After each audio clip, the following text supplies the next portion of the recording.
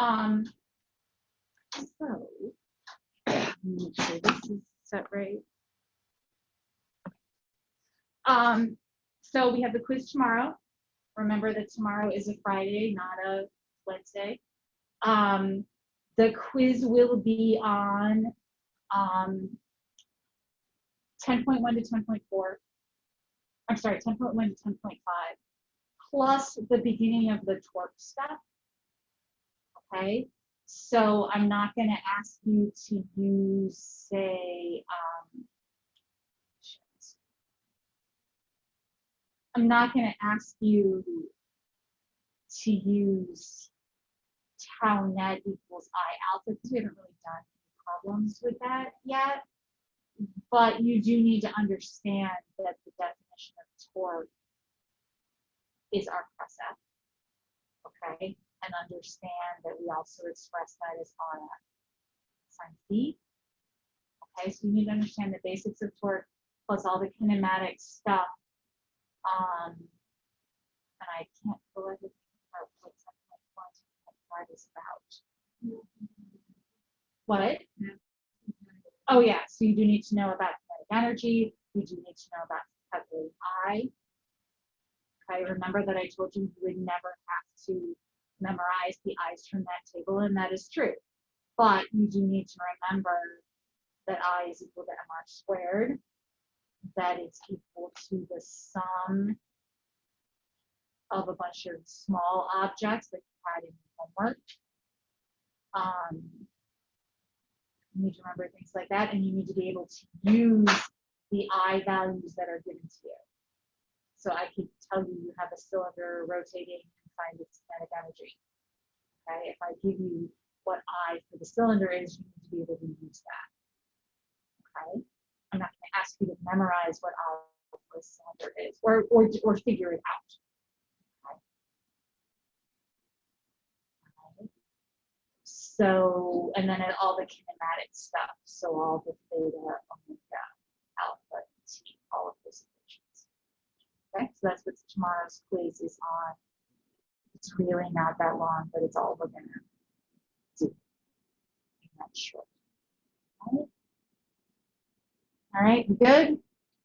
Okay, all right. So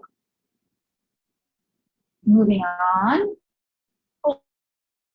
Let's go back to what we've been talking about, that the torque is equal to R cross F. And we also talked about that we could now think about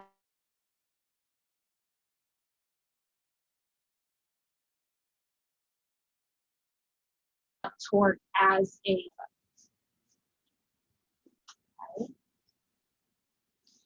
So we've also talked about my internet connection unstable.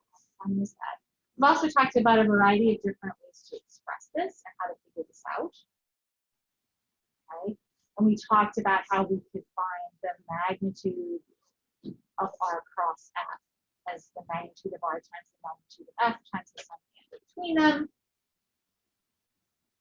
And we also talked about how if R and F were expressed as components, that we could determine that as well. Okay, so we kind of ended up with, if we consider two vectors A and B, we ended up with AY BZ minus AZ BY times I hat plus AZ BX minus AX BZ J hat plus AX BY minus AY BX A hat. Okay.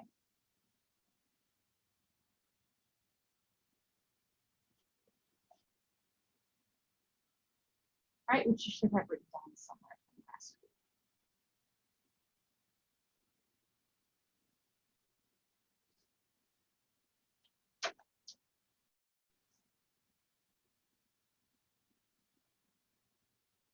Now, we talked about how it would take a lot of brain power to memorize this correctly, because there's lots of ways to mess it up, and that it probably isn't worth using that time. Right? Normally, what is more important to remember is what all of like the I dot I's, what's I, I'm sorry, I cross I, what's I cross I equal to 0. Okay. And then Lauren was reminding me of a way to remember what the different ones are. Can you use that before too, You're not. Oh, okay, sorry. It's okay. So if you go this way, you can say things like I cross J is equal to K, J cross K is equal to I,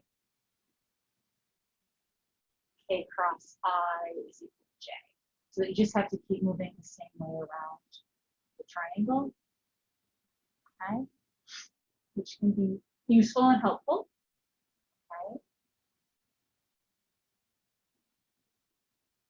And it really doesn't matter what corners of the triangle you put I, J, and K in as long as they're in that order, okay? And we know that things that move counterclockwise are positive. Okay? Because if we move clockwise,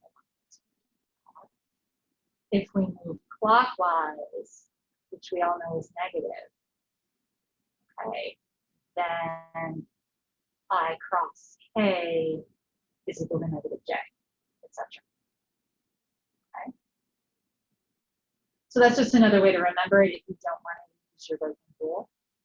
But sometimes you will need to actually use your right hand if you're given vectors like R and F. Okay.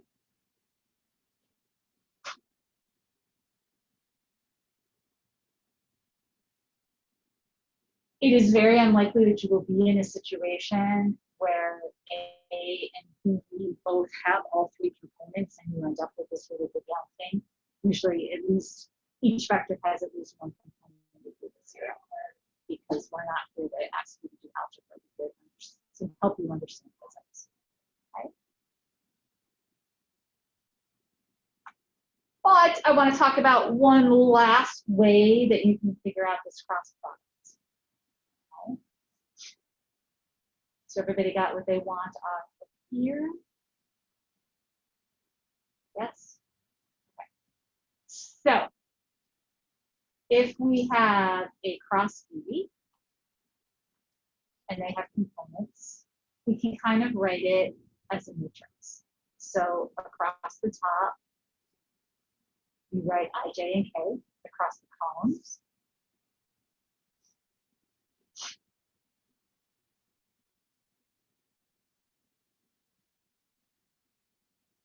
And then you write the components of the first vector. So you have a x, a y, a z, and then the components of the second vector. So you have bx, by, and bz.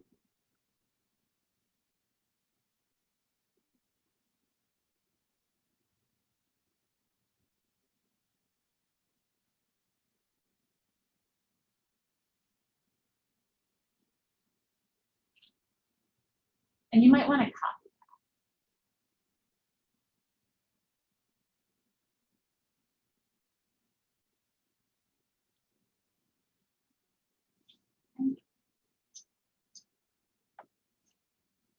that. And what we're going to do is it's kind of like finding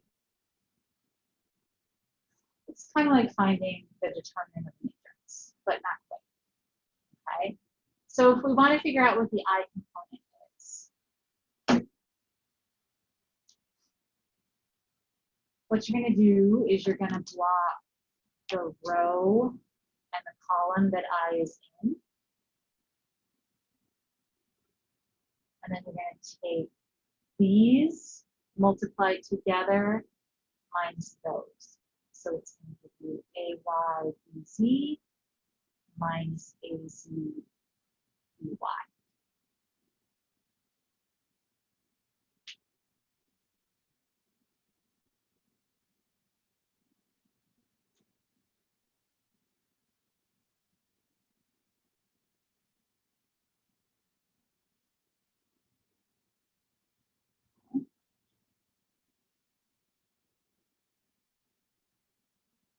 And I'm going to write mine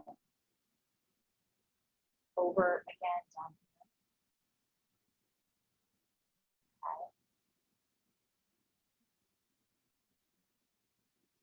Okay. And if I want to find the J component, what I need to do is rewrite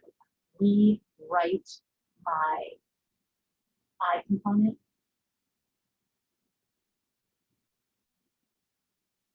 Okay. So if I want to find J,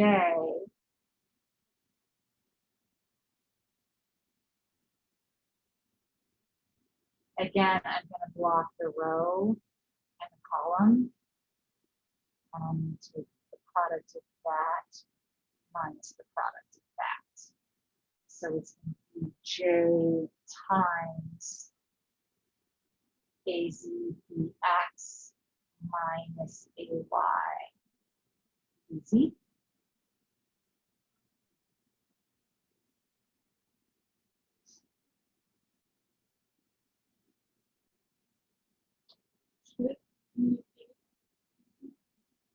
No.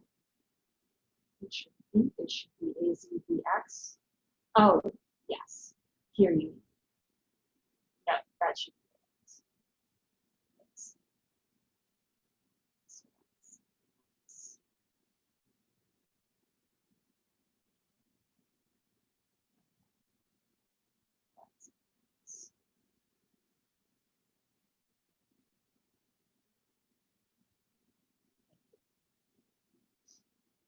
Okay.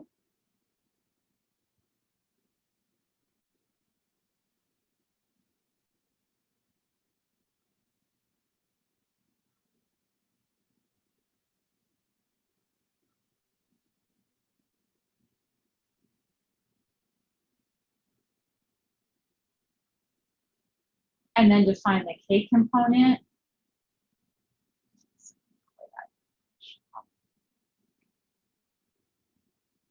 Okay. So to find K, again, you block the row and the column. And I take that product minus that product.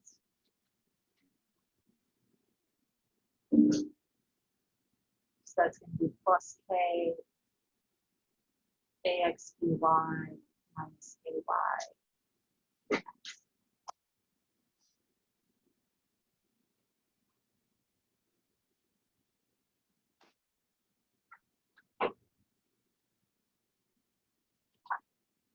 And that gives you the same thing as the equation we just wrote down.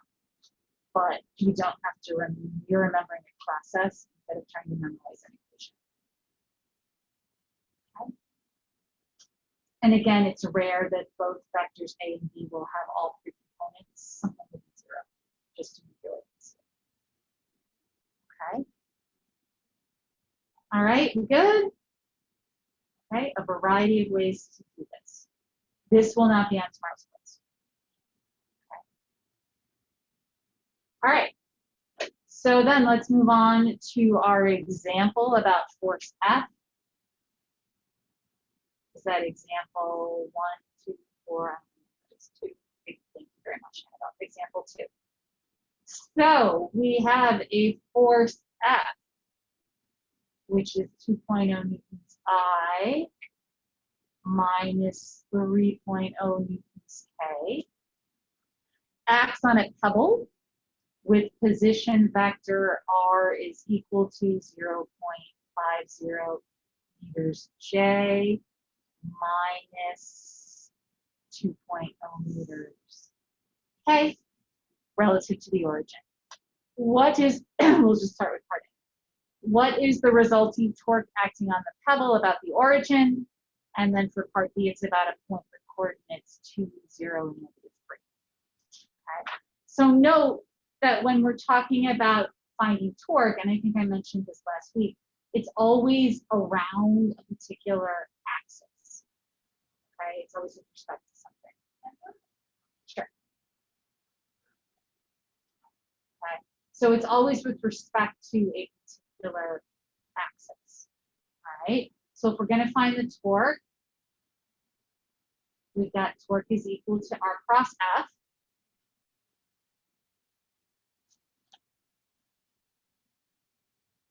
And remember that that little r, this little r here, is the distance between the axis of rotation and where the particle is. Okay? This r over here is the position with respect to the origin center wave distance. Okay? It's the position with respect to the origin. Okay?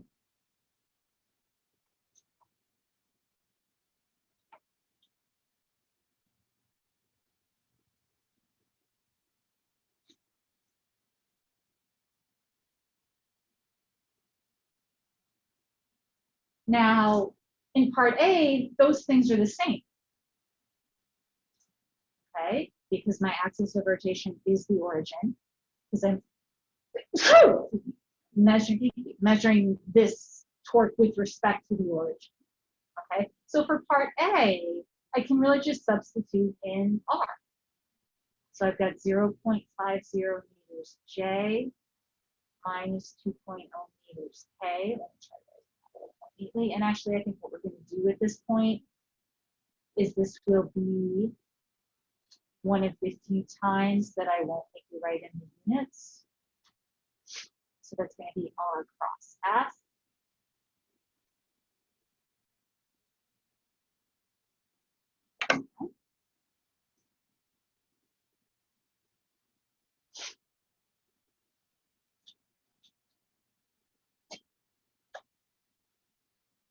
Now, there are a bunch of different ways I can do this. I can try to remember the formula, which we said is kind of silly. Okay. I can just kind of multiply it out. And in fact, over here on the edge, I'll put that triangle, okay, and know that we go this way for positive. Okay. So remember that this is a vector product, and what I should end up with a vector. Okay. So we can just go through here. So when I multiply this out, when I distribute, all right, I'm going to multiply the things that go in front. Okay, so I've got 0.5 times 2, so that's going to give me 1. And J cross I, if I do J cross I, that means I'm going clockwise, so it's a minus sign. So what's J cross I going to give me? Negative K. Okay.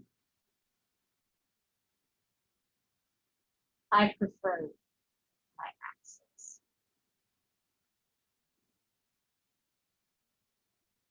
Okay.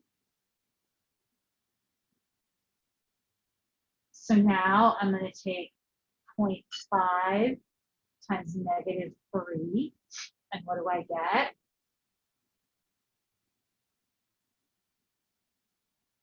.5 times negative 3, negative 1.5, and I've got J cross K. So J cross K, I can go around my circle, and as Fiona said, that's going to give me I. Or I can do J cross K for my axis.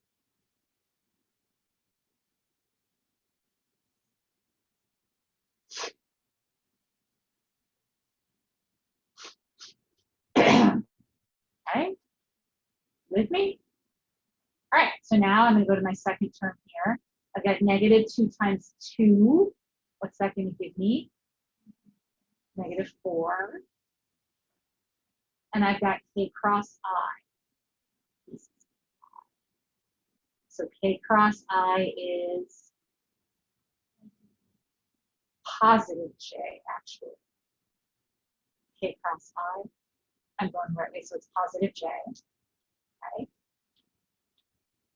And then my last term here, I'm not even going to worry about the negative 2 times the negative 3 because what's k cross k? 0. Okay, so this is going to be 0 and it's going to go away. Because parallel vectors cannot have a cross product. Okay. So this is going to give me negative 1.5 meters I minus 4.0 meters J minus 1.0 meters K.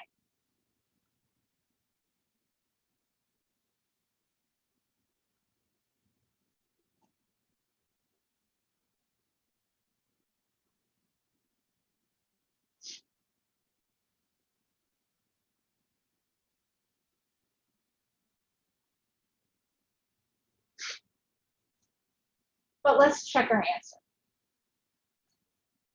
Okay.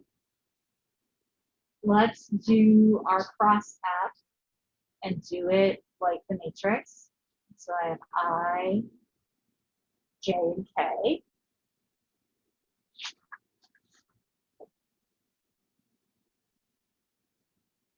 I write the components of the first vector. So there is no I component for R, and then it's 0.5 and negative 2.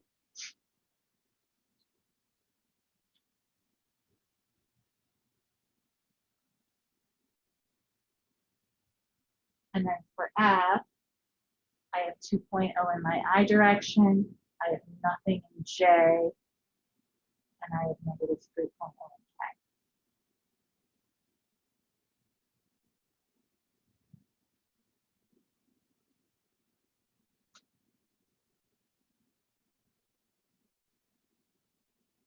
Okay? So I'm going to see if I can get this all in one matrix. All right, so if I'm going to find my I component, I'm going to block the row and the column.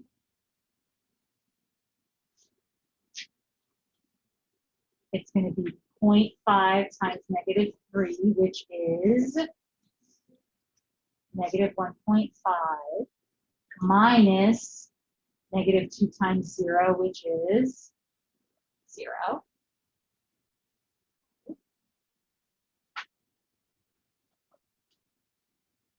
Remember that for my J component, I need to rewrite my I column.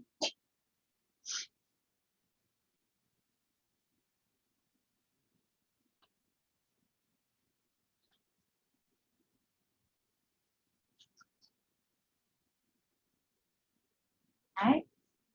Now for J, again, I block the row and the column.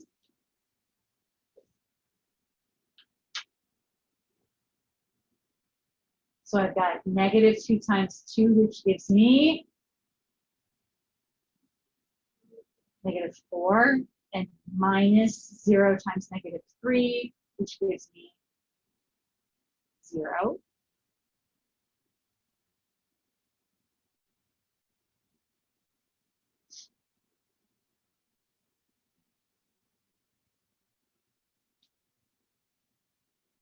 And then I'm going to do K. Again, I block my row and my column. I get 0 minus 1. And as you can see, we get the same thing as we had.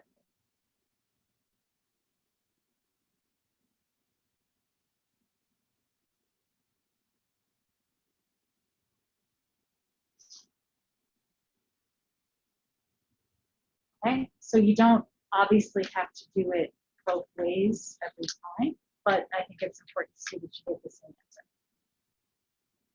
answer. Okay, you good? Yeah.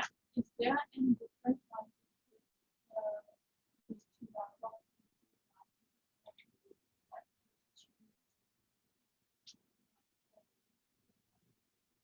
No, don't do that. Don't do that. No, don't. That's because we're not really, this is a memory tool. it's a mnemonic. It's not real matrix math. Okay, that's someday if you continue on with physics, you'll do real matrix math, but this isn't it. This is just a tool. Okay. All right, so let's go on to part B. And part B says we're going to move our axis of rotation somewhere else. Okay, so it says the axis of rotation is now at 2.0 meters, comma 0, comma negative 3 meters.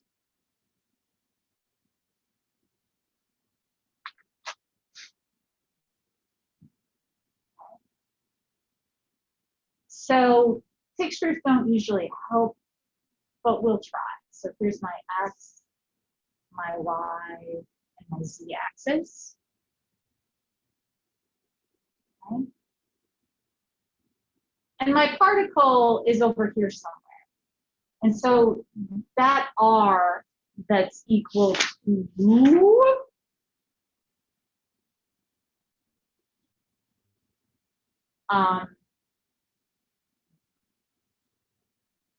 that's equal to 0.5 negative 2. Okay. That's not going to change. Okay, that's still where my particle is. My particle is still right there. Okay. What is going to change is that now my axis of rotation is over here.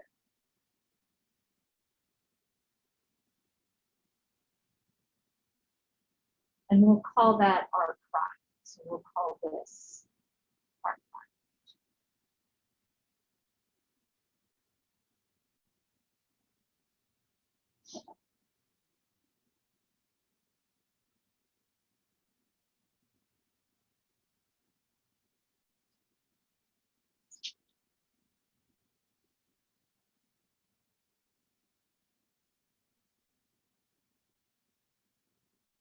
Okay. But remember that when I do tau equals, we'll call it r nu cross f, that r nu is the distance from the axis of rotation.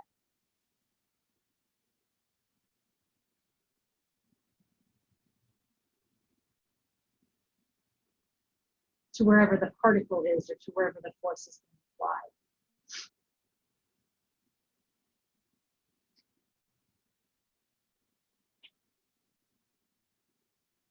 So this is r nu.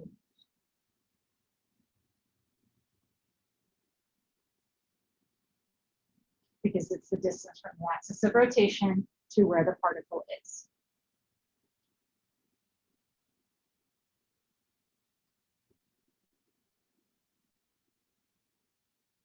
And if we do a little vector math, we can see that r nu is equal to r minus r prime. So then I line up my vectors tip to tail, and r nu is my result. Okay.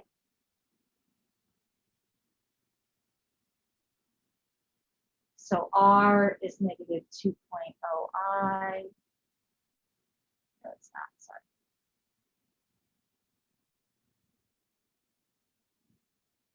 R is 0 I plus 0.50 J minus 2.0 K minus R prime, which is 2.0 I plus 0 J minus 3.0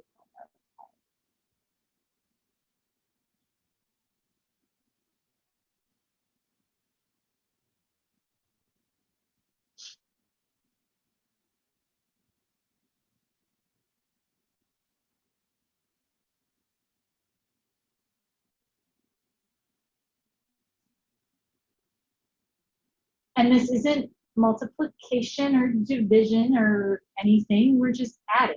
So we take the components that are the same, that are in the same direction, and add them together.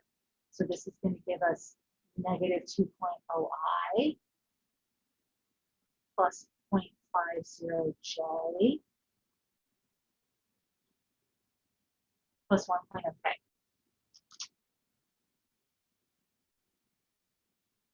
Just add up all my I components, add up all my j components, add up all my k components.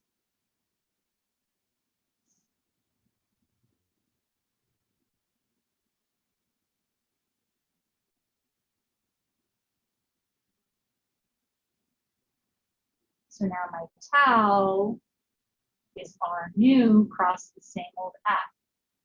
You do it. You tell me what the answer is.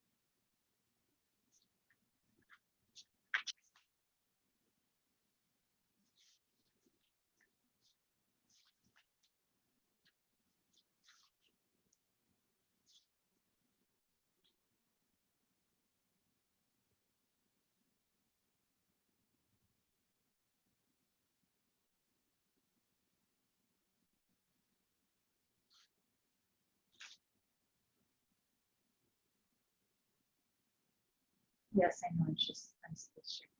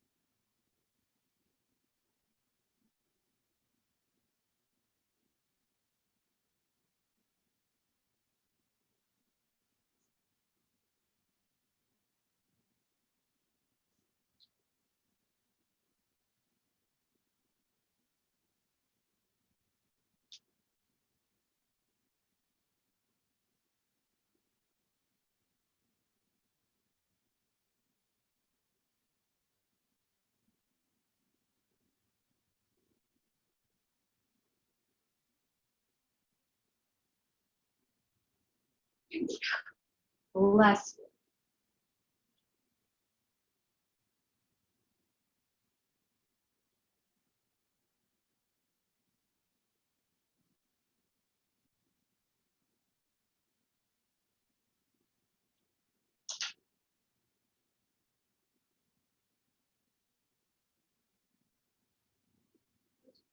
Yes.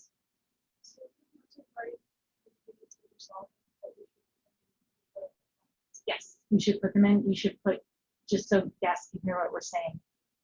Technically, you should use units all the time. I find it's kind of cumbersome when you're doing this. So when you go into a problem like this, make sure everything is in the right units to begin with. So make sure you have everything in newtons and meters and seconds and kilograms and all the things that it's supposed to be, so that you know you're going to end up with the right unit at the end. And then you can just kind of stick the units in. Okay? There's just a couple times where it just gets unwieldy, and it almost always has to do with torque, because you just multiply too many things together, and there are other letters involved. So, okay. All right, you good?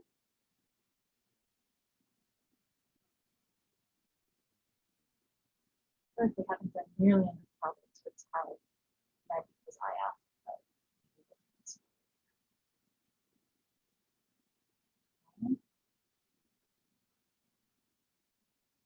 All right, everybody get the right answer? Okay. Yes? You good? All right. So maybe you don't feel this way, but I always feel that you need a little more practice with cross products to feel comfortable. Okay. So under class, oh, I might not have distributed this. It is okay. So I made this last night, and it's just some practice, and it's more than just doing cross products. It's some other vector, unit vector type of stuff to remember, to look at. Okay. So I think there's only like 3 or 4 problems. 3 problems is a little long. Okay. So I think we can just spend the rest of the period. If you want to work on those, I'll put some answers up in a little bit. Okay.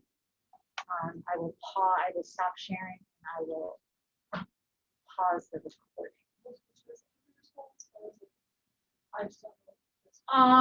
I think it's all short response. So it's on the kinematic stuff that we did, the motion stuff. It's on rotational inertia and kinetic energy. It's on torque, but not like tau net equals I alpha. It's not on second law, but it's on tau equals R plus F, tau equals RF sine P. Okay, so that would be the cross product. Yes, but there's not really a cross product problem. You just need to understand how torque works. So you're not going to do something like this, but you need to understand the right angle and the direction of torque. Okay.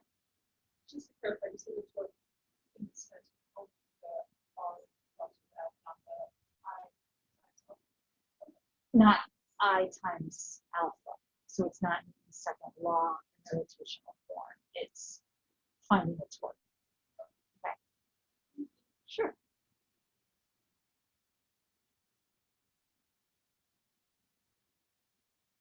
Oh.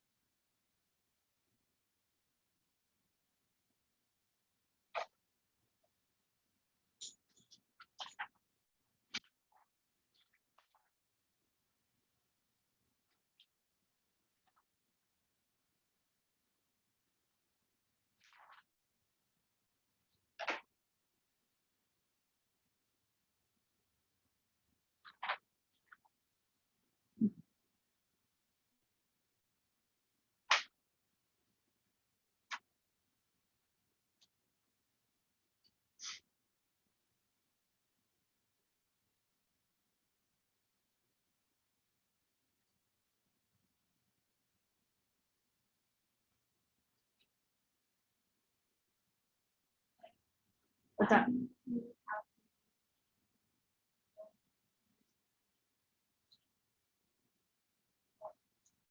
Because there's a K in the answer. Not the whole point. One of the mathematical things about a cross product is that it creates a vector that's perpendicular to the plane, PLA and E, created by the first 2 vectors, which is why if this is like X and Y, if these are my 2 vectors, then this is the direction that the cross product comes in. So that's why you always have to have all 3, even though there's no K components. Because if there's no K components, that means that the first 2 vectors are in the XY plane. So the answer has to be in the K direction.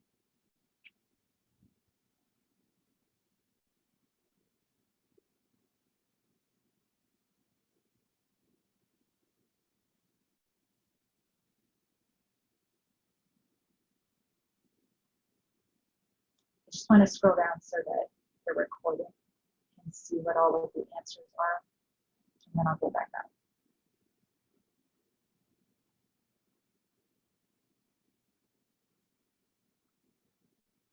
so that when gas does this.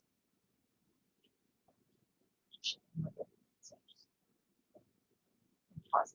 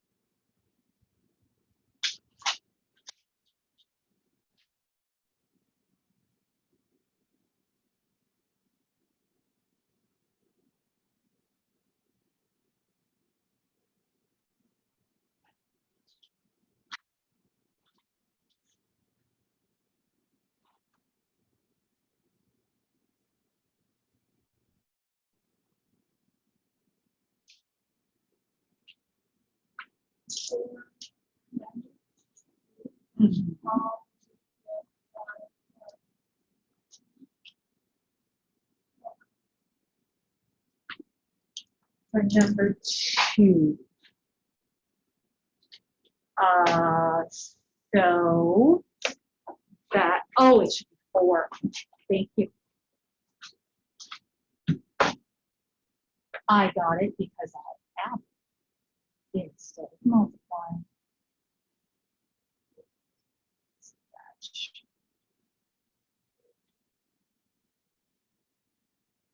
Or 6. Oops. And that doesn't, oh, that carries through the, right? Because then that means that this is 22. So that means times 22 is 6.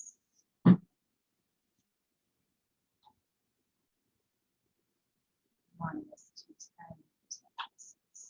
You know, and these are actually old homework problems, and 204 did not seem familiar, but 186 does.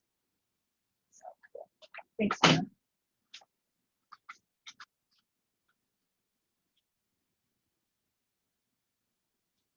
How are we doing? What other questions do you have here? Everybody doing perfectly?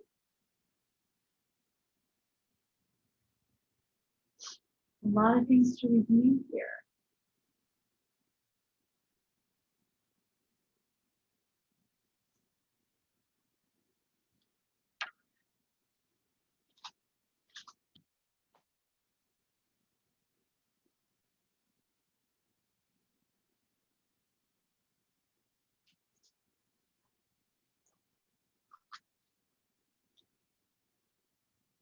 Okay.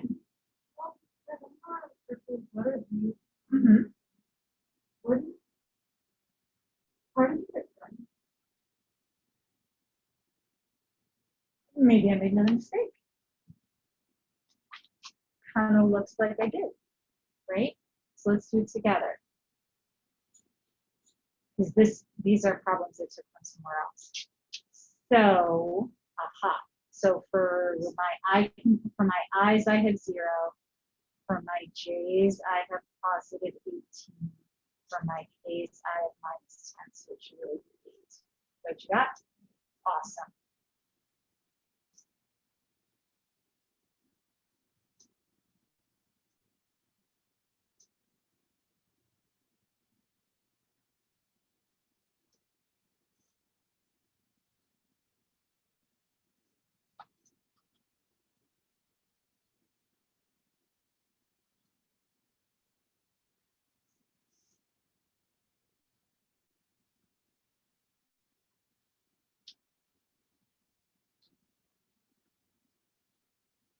I think we are about a minute away from where we usually start cleaning things up, although most of you are staying.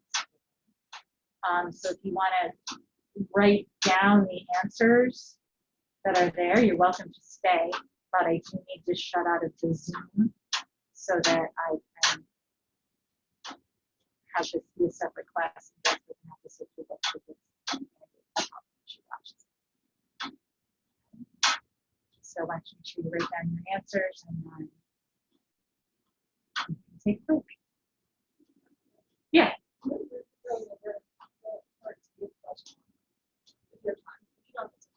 Part D of question 1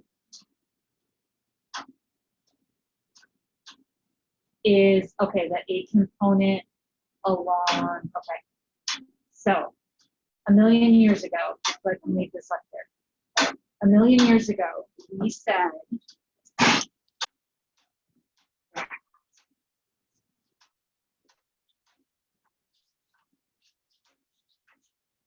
when you took A dot B, that was, so if I had my 2 vectors, it was A, okay? That, and this was theta, the angle in between. That what you were really doing was projecting one vector onto the other, okay? So this here would be A cosine theta. So that's what the projection is going to be, is A cosine theta. And then you just find A cosine theta out of the algebra, right? Because then I know I had an answer for A dot B. It was something, right? 42. Okay. But I know that this is also the magnitude of A times the magnitude of B times the cosine theta. This is what I'm looking for. So I can say that A cosine theta is equal to 42 divided by 32. And that's what that is.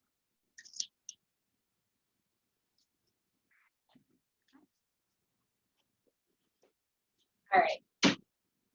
I need to close out of the Zoom. Okay.